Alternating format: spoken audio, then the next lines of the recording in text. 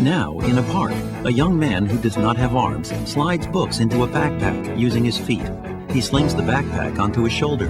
After checking a watch on his ankle, he slips on his sneakers and walks away.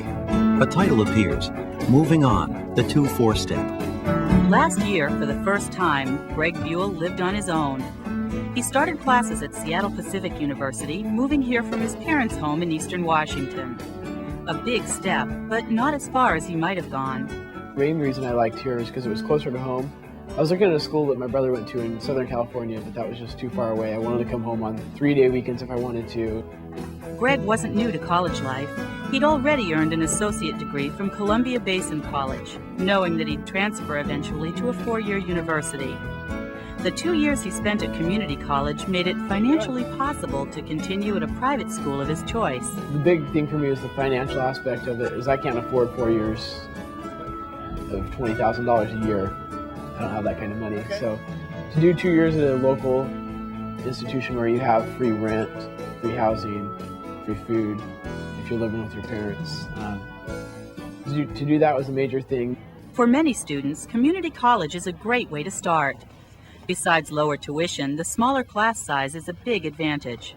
I know that we tend to give our students a lot of individual attention. Our faculty know our students, for the most part, I think, on a personal basis, and they're willing to listen to, situational stories that come up in people's lives, and accommodation arrangements are done fairly quickly and without too much fanfare.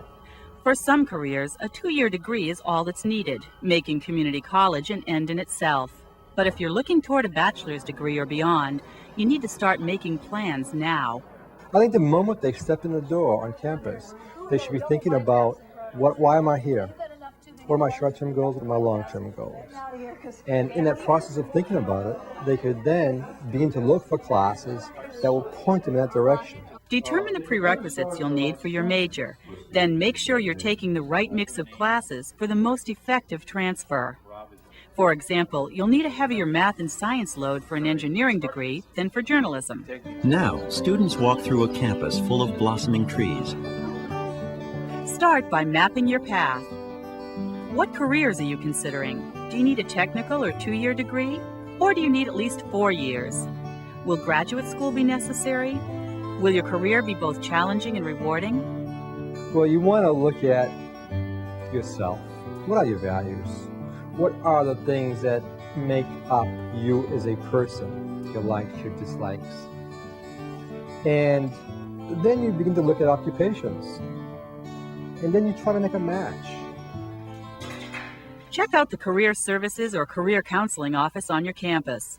Besides career ideas, they may offer aptitude or interest tests to see how you compare to people who are successful in various professions. The sooner you're able to focus on what you really want, the better you'll be able to plan. Rich Okamoto. It's just as important to spend as much time researching what you're going to do as far as your employment than it is to research the college you're going to go to. So it certainly helps to spend some time getting really a good idea of what kinds of employment, what kind of skills and gifts each of you that you have, so that you can look for a job that you really want to do. Next, choose the best college or university for you. Do the school's academic strengths match your goals? Does class size matter?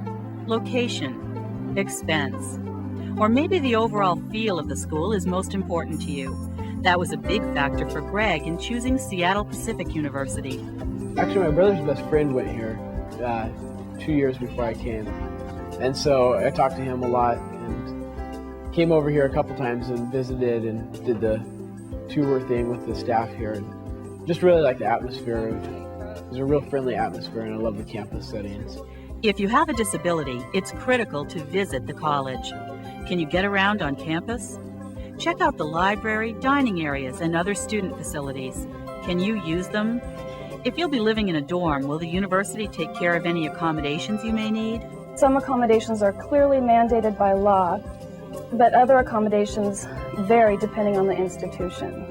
So it's really important for a student to go to the schools that they're thinking about attending and talk with the Disabled Student Services office to see what types of accommodations they would be able to receive at that institution. Hi, Greg. How are you? Doing good. One of your first contacts on campus should be the Disabled Student Services Office or the staff person assigned to provide accommodations. They'll make sure you have the right documentation, help arrange accommodations, and act as a support system. And since the Disabled Student Services coordinators are there to really serve you and to try to make your educational experiences as good as the institution wants it to be, they can be one of your best allies on any campus. They can also be advocates for students who are having difficulties. But don't wait until you're in real trouble before making the first contact. Al Suma. One of the things that I want to stress that's critical is for students with disabilities to come and use our services early in the process. So then, from the beginning, I'm in a better position to advocate strongly, particularly if they come in on a regular basis so I know what's going on. Now, in one of Greg's classes. Marriage and family, so if you're not in the right class, leave now. You also have to be an advocate for yourself, especially when it comes to requesting accommodations. You're the expert on your own disability. Greg. For classrooms, the only thing I need is to have a smaller desk that's maybe 1.5 feet off the ground. It kind of slants at an angle. So I just sit in a normal chair and have that desk just on the floor. So that's where I do my writing. That's the only adaptation I need in the classroom. If your disability isn't obvious, professors may not realize that you have one or know how to accommodate you unless you tell them. A pre-class introduction helps to develop a rapport and to smooth obstacles in advance. Our Disabled Student Services Office writes a letter for each student that receives services through our program. It's directed to the professor. It talks about the fact that they've met with me and I've reviewed their documentation, and then it lists out all the appropriate accommodations for that student. And basically the student takes the letter to the professor and sits down and discusses the accommodations one-on-one. Besides academics and accommodations, consider these other areas of concern when choosing a university. Computer access, library support services, tutoring, financial aid, climate, transportation, housing, dining, childcare, and social organizations. The internet, the admissions office, and other students are all sources of information. Then, once you've chosen a four-year school, you actually have to go there. The transition can be a little scary. I was concerned about it just because with the disability and moving into a new place, and there's not always the same people around to help you that you need help from sometimes.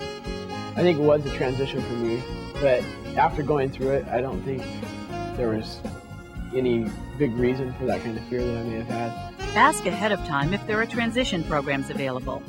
Sometimes freshman orientation doesn't include transfer students. The expectations are different. I think professors and four-year institutions kind of expect, since that you've had 2 years of college-level experience on your belt, that you already know what's kind of expected in the classroom, that they can assume that you know what a syllabus is and how to follow it, how to get around the campus, and that you're going to be pretty self-aware enough to go find the bookstore and do all that stuff without as much orientation as, say, a freshman coming in who's may or may not have had college-level work at all. In other words, you're expected to plunge right in. You're also only 2 years from graduation, so you really have to start planning for employment. Look into internships as soon as possible. The Career Services Office on campus can help you. We feel as though internships are the best place for a student to explore career opportunities. And the more that they can articulate their skills and their worth, the better prepared they're going to be to choose different types of careers that might be their best fit. For students with disabilities, there are some added benefits. The student with a disability has to also think about issues like, how do I disclose my disability to a potential employer? What accommodations do I need on the job? Where do I get those accommodations? How much do they cost? Those types of things that the typical student might not have to think about, but the student with a disability not only has to think about, but feel very comfortable in portraying that to an employer. And internships can give a student an opportunity to practice that, not once, but several times with several different people. You can also learn what you don't like about a particular career, as Greg did in his summer public relations job. The great experience of PR, just learning how to do things was a great experience, how to do the focus sheets and news releases and video kind of things, but also realizing that there's some things that you have to look at in PR that aren't so glamorous. Greg knows where he's going. The step from a 2-year to a 4-year college was right for him. He made a plan for success, and you can too.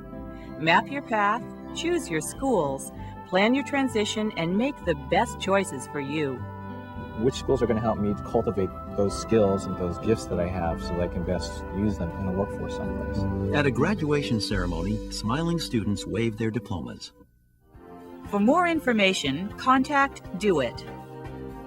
On the World Wide Web, www.washington.edu/DOIT. Phone, voice, or TTY, area code 206-685-DOIT. Address, Do It, University of Washington, Box 355670, Seattle, Washington, 98195-5670. Director Cheryl Bergstaller. The creation of this videotape was made possible by a grant from the Fund for the Improvement of Post-Secondary Education, U.S. Department of Education. The University of Washington College of Engineering and Computing and Communications also contributed resources to this project. Copyright 1998, University of Washington.